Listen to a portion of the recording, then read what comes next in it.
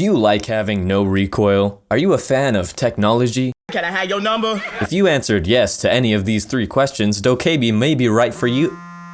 Hold on, I gotta take this. Hey, could you stop calling this number? I'm in the middle of something here. What do you mean you can see me? Hello, no one is available to take your call. Grace Dokkaebi Nam, or the Korean Goblin, is hands down the most popular operator that White Noise brings to the scene because of her ridiculous HackerMan skills and kawaii hipster specs. We'll only be taking a look at 2 things in her bio because they're the only 2 things that really matter. The first of which is that she was apparently named after the actress Grace Kelly. Grace Kelly, Grace Kelly, Grace Kelly.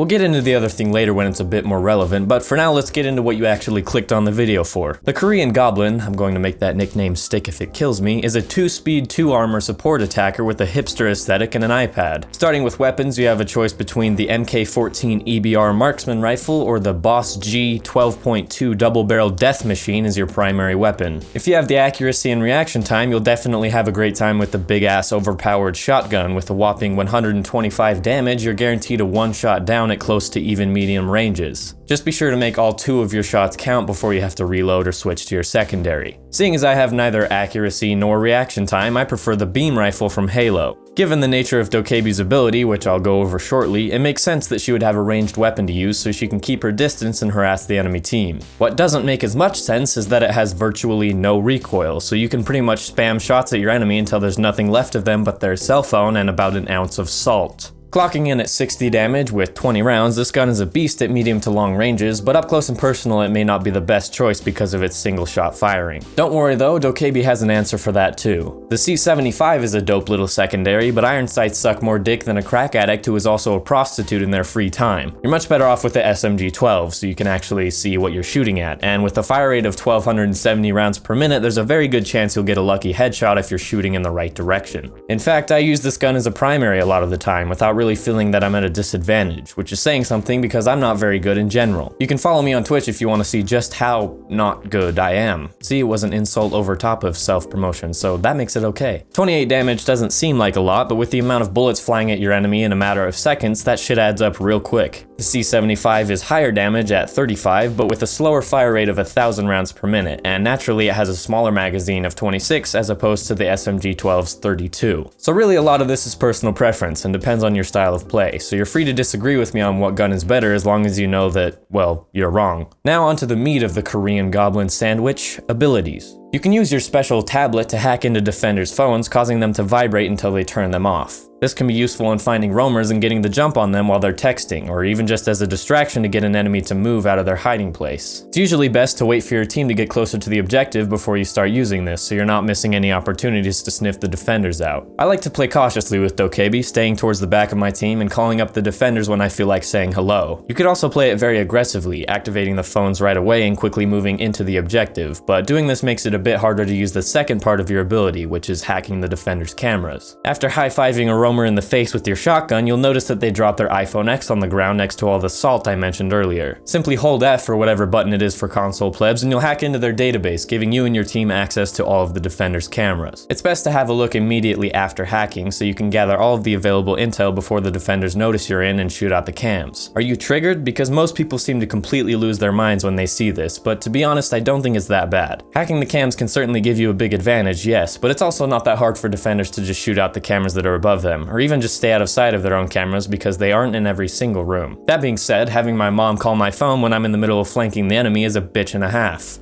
Luckily, there are some counters to the logic bomb, the first being mute jammers. Pretty simple, if you're next to a jammer when the logic bomb goes off, your phone will be immune. I'm not sure about the science behind this shit, but it can't be any more confusing than a marksman rifle with no recoil. There's also Echo. This is the other important thing in her bio that I hinted at earlier. Apparently, Echo and Dokkaebi have a history of collaboration, which seems like code for something to me. Because of this, Echo's phone doesn't go off, and his drone is immune to hacking, which means he can actually be a vital part of getting intel and holding down the objective. Suddenly, the lazy boy is actually useful. Vigil is also a counter, as his ability will of course hide him from hacked cameras, and it's also worth noting that IQ can see the defender's phones with her device while they're disabling them. Overall, Dokkaebi is great for harassing the defending team and keeping them on their toes. Yeah, she can be a pain in the ass, but that's what we love about this game, right? That's sweet, sweet salt. Alright, that's gonna wrap up this masterpiece, but before I go...